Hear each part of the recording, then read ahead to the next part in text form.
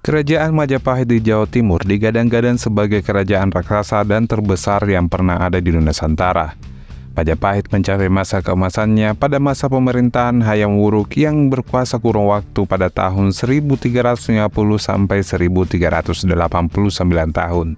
Kekuasaannya bukan saja hampir di seluruh Nusantara, juga Asia Selatan bahkan sampai Madagaskar di Afrika Timur. Bahkan Perdana Menterinya Gajah Mada digadang-gadang sebagai salah satu legendaris dunia yang pernah ada. Orang besar lainnya tersohor dalam sejarah antara lain adalah Kubilai Khan, Kaisar Mongol pada abad ke-13 Masehi. Kubilai Khan memimpin kerajaannya.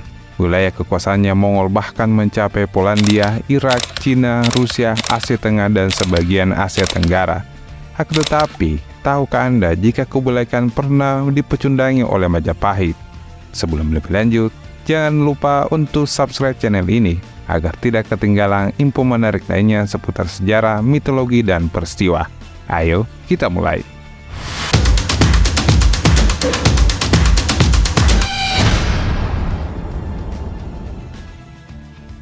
Seperti biasa, Kubilai Khan belum puas dengan wilayah kekuasaannya saat itu. Dia ingin menginvasi Jawa. Pada saat itu, yang menjadi Raja Singasari adalah Kartanegara sebagai tanda takluk kepada Mongol. Kubilai Khan mengirim utusannya ke Singasari untuk menarik upeti.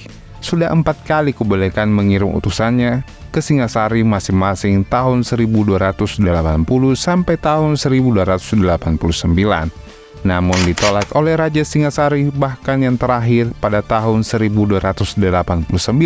Bukannya menolak lagi, tapi Kartanegara bahkan menganiaya utusan Kubilai Khan, telinganya juga dipotong.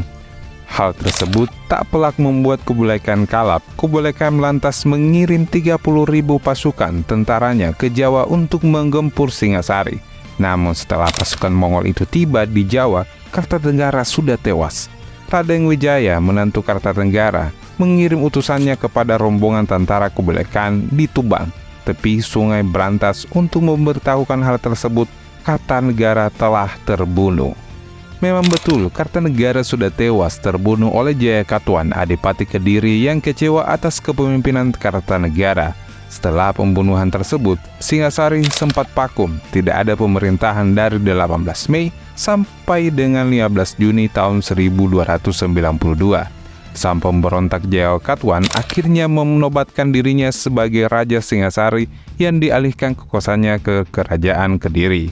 Jayakatwang juga mengucilkan keluarga Kartanegara termasuk Raden Wijaya ke Pulau Madura. Tentu saja karena peristiwa ini Raden Wijaya sakit hati dan dendam kepada Jayakatwang. Dia mencari cara strategis untuk membalas dendam kepada Jayakatwang. Raden Wijaya memang cerdik. Dia memanfaatkan kedatangan tentara Mongol, meminta bantuan kepada mereka untuk menyerang Jayakatwang. Raden Wijaya mengiming-imingi Kubilai Khan akan diberikan 2 putri dan Raden Wijaya akan tunduk kepada mereka. Dengan dibantu juga oleh kerajaan-kerajaan kecil yang tidak suka dengan Jayakatwang, pasukan Raden Wijaya dan Mongol bersatu untuk menghancurkan Jayakatwang.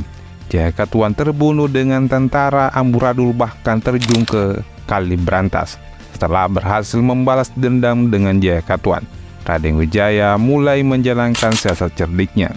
Sesuai dengan apa yang dijanjikan oleh Raden Wijaya bahwa dia tidak takluk kepada Mongol, Raden Wijaya meminta izin kepada tentara Mongol untuk balik ke Majapahit untuk mempersiapkan upeti.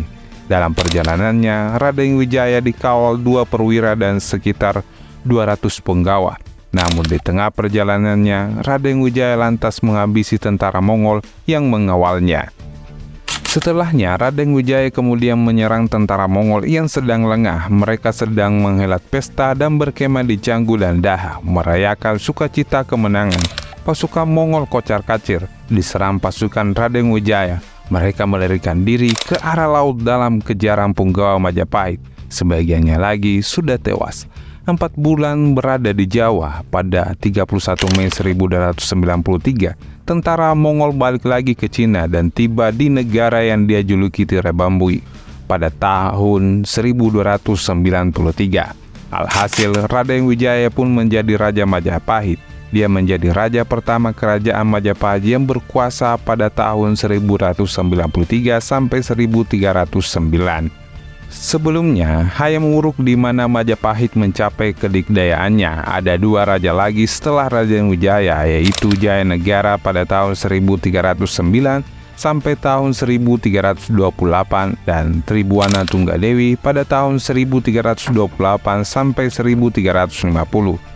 Apakah kebelekan tetap diam saja diperdaya oleh Raden Wijaya? Beberapa sumber menyebutkan jika kebelekan akan mengerahkan 100.000 tentaranya untuk kembali menginvasi ke Jawa. Namun rencana belum terwujud karena kebelekan keburu meninggal. Patut dicatat, pengiriman pasukan Mongol ke Jawa seperti yang disebutkan di atas adalah suatu upaya invasi Mongol yang terakhir. Nah, cukup sekian konten video kali ini. Semoga bermanfaat bagi sahabat-sahabat Siarantara. Jangan lupa untuk tetap like, comment, and subscribe tentunya. Sampai jumpa di video selanjutnya.